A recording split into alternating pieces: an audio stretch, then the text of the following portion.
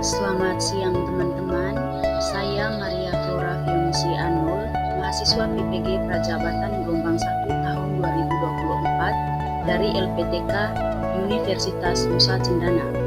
Di sini saya akan memberikan informasi dan mempresentasikan tentang filosofi pendidikan demonstrasi kontekstual topik 4, yaitu Pancasila sebagai entitas dan identitas bangsa Indonesia dan perwujudan profil pelajar Pancasila pada pendidikan yang berpihak pada peserta didik dalam pendidikan abad ke-21.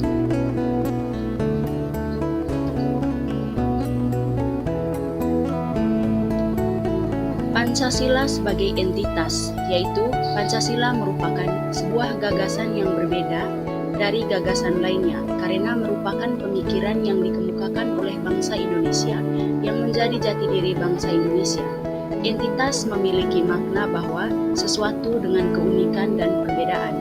Sedangkan Pancasila sebagai identitas, yaitu Pancasila sebagai identitas nasional memiliki maksud bahwa Pancasila merupakan ciri khas nasional dari bangsa Indonesia yang menjadikan jati diri bagi bangsa Indonesia.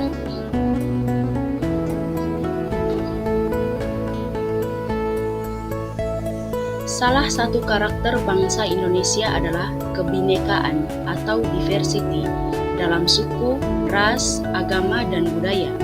Masyarakat Indonesia hidup tersebar di wilayah Indonesia yang terdiri dari ribuan pulau, suku, dan wilayah yang dikelilingi laut. Setiap orang Indonesia lahir dan bertumbuh di dalam pengalaman dan pergulatan hidup bersama di tengah masyarakat Indonesia yang multikultural, religius, keragaman budaya, suku, ras, religiusitas, dan agama merupakan kekayaan yang membentuk identitas Indonesia.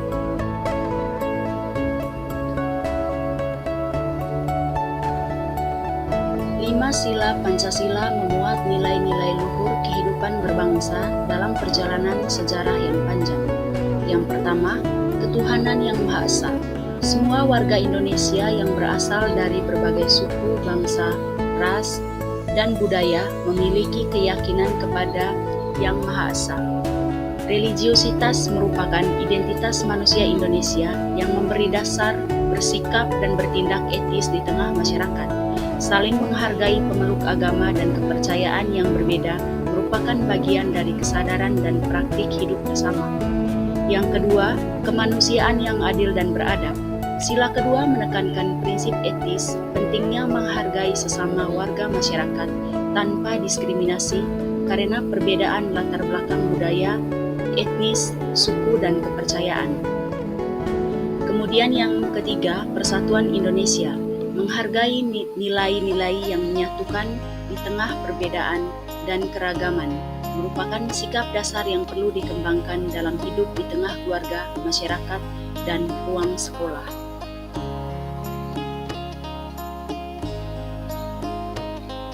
Yang keempat, kerakyatan yang dipimpin oleh hikmat dalam permusyawaratan perwakilan. Sila ini berhubungan dengan tradisi berdialog dan bermusyawarah dalam menentukan keputusan yang berkaitan dengan kepentingan hidup bersama.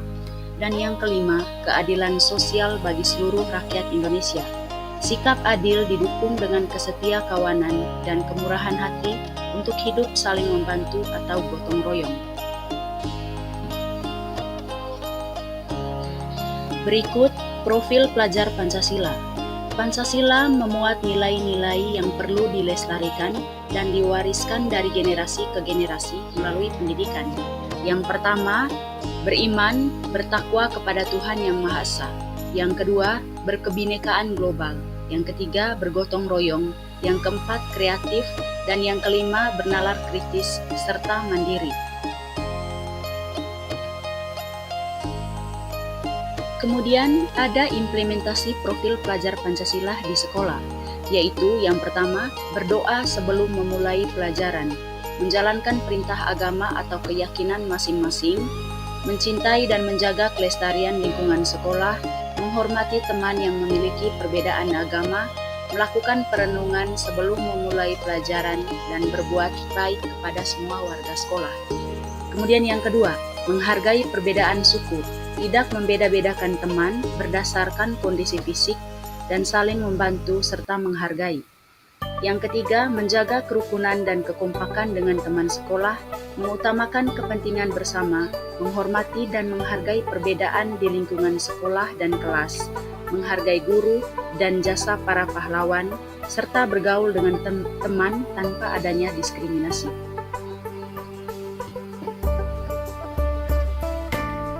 Kemudian yang keempat, menghargai pendapat teman dengan memberi kesempatan untuk mengungkapkan pendapat, memutuskan segala sesuatu di dalam lingkungan sekolah atau di kelas melalui musyawarah, bukan keputusan sepihak saja, serta menghormati keputusan orang lain. Dan yang kelima, bersikap adil terhadap semua warga sekolah, membantu teman yang sedang mengalami kesusahan, menghormati dan menghargai perbedaan di lingkungan sekolah, khususnya di dalam kelas, gotong royong dengan teman sekelas dalam menyelesaikan suatu kegiatan demi kepentingan bersama. Poin yang berikut adalah pendidikan abad ke-21. Pergantian zaman membawa perubahan dalam tuntutan teknologi, budaya, dan kebutuhan masyarakat. Ketika zaman berubah, pendidikan harus beradaptasi untuk memenuhi tantangan dan peluang yang muncul. Kecakapan abad ke-21 yang penting dikuasai peserta didik untuk menjadi warga negara dan insan yang kreatif. Produktif di abad ke-21 yaitu ada beberapa poin. Yang pertama, berpikir kritis dan penyelesaian masalah. Yang kedua, kreativitas dan inovasi. Yang ketiga, pemahaman lintas budaya. Yang keempat, komunikasi. Yang kelima, kolaborasi.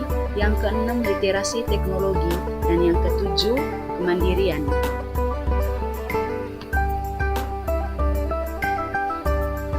Kemudian yang terakhir yaitu pendidikan abad ke-21 sejalan dengan pemikiran Ki Hajar Dewantara, yaitu tentang kodrat alam dan kodrat zaman dalam konteks pembelajaran mengandung makna filosofi.